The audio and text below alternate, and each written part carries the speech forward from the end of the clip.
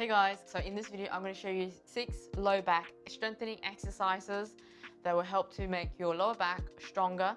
We're going to be strengthening all the muscles around your spine, so that includes your hips, your back, your obliques. When you're ready, then let's get to it. So the first exercise is swim prep, but it's also known as bird dog. I'm going to come onto our 4-point kneeling position. So I like to break down this exercise in a few sub-exercises. So to start off, you want to be pushing that floor away. Your shoulders are over your wrists and spread your fingertips. Then your knees are underneath your hips, and you want to make sure that your spine is straight. So you're not tucked under where your tailbone is tucked towards your belly button. It's nice and straight, but also you're not arching your lower back. So it's the distance in between each one. So when you're ready, inhale here.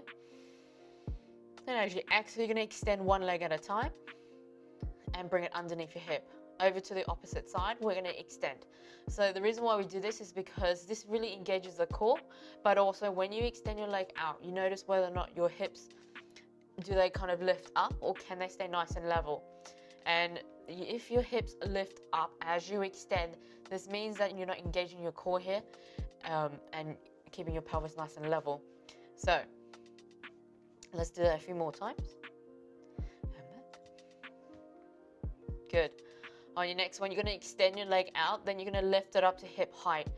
So from here, as you lift your leg up, try not to arch your lower back like this. You want to try and keep pushing that floor away, your core's active, and you only lift your leg up to hip height like this. Bring it underneath. Let's do the opposite side. Extend and lift. And bring it back. So the reason why we do alternating rather than just do one side at a time is because this makes you reset the starting position, and this way you engage your core the whole time without being lazy. Good. So on your next one, once you feel comfortable with that, we can add on a little bit more. So we're going to extend our right leg out, then we're going to lift it up to hip height. You want to be engaging your glutes here. You're pushing that floor away. We're going to extend the opposite arm and we're going to lift it up. Now here, avoid lifting your hips up, dropping your shoulder down. This really makes you use your whole back body and your core. Then bring it underneath and lower it underneath the hip. Over to the opposite side. So we're extending the legs. Lift it up to hip height first. Then once you feel comfortable, then you're going to lift your arms up. So see how that is in control? Bring it all the way back down. Then over to the opposite side. Extend that leg out first. Arm. Flex your feet. Lift it up first. Then lift your arms up. Keep pushing that floor away. You want to be able to maintain that. Breathe in here. Then exhale. Let's lower it back down. Last one. Over to the opposite side and lift. Then lower it back down and come back. So the next exercise is called a hip twist, and we're going to do a modified version.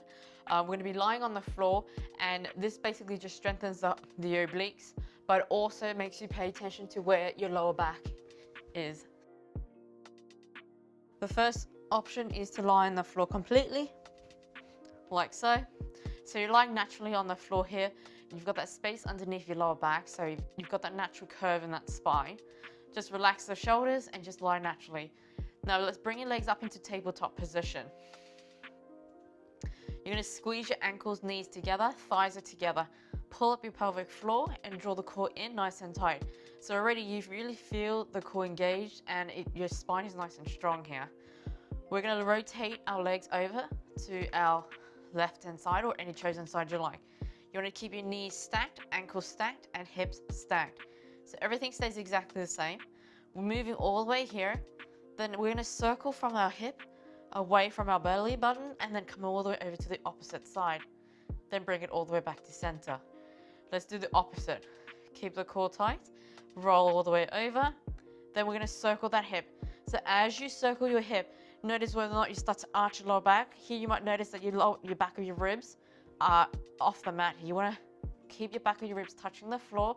Your spine is still in the natural spine curve, but you're moving from your hips. Then bring it back to center. Let's do that again. Come all the way over, circle from that hip away from your belly button, then bring it back to center.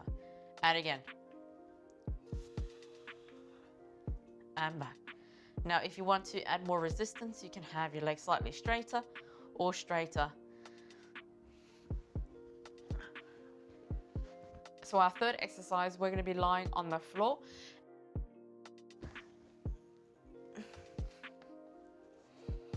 So I like to have the upper body elevated so you use your upper body as well. And this uses the whole side body, which is really good for your lower back. Stack your shoulders over your wrists and have your palms facing down. So now when you're kind of in a chilled out position, your shoulders up in your ears here, you're kind of chilling out. What you want to do is you want to push that floor away with your elbow. So this engages the lats, but then the rest of your side body. Stack your hips over each other. Then you want to extend your top leg out straight. Bottom leg is bent. Now this leg, you're pushing it down into that floor, so you use your other butt cheek. You want to flex your feet. From here, we're going to lift it up a little bit higher and bring it back. So here we're just working on strengthening our hips. So we're kind of strengthening all the areas around our lower back here. So as you do this, notice whether or not, when you lift your legs up, do you do this? Or can you keep your upper body still? You're pushing that floor away, keeping the tension in your leg, then lift your leg up as high as you can without your hips dipping in. You want to extend out through that heel, bring it back down. And again, let's lift it up and back. We got 2 more. Then bring it all the way back. Now from here on your next exercise, I want you to draw a circle.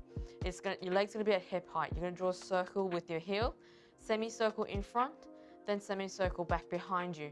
And again, let's do it again. So this is not necessarily about how big you can draw that circle.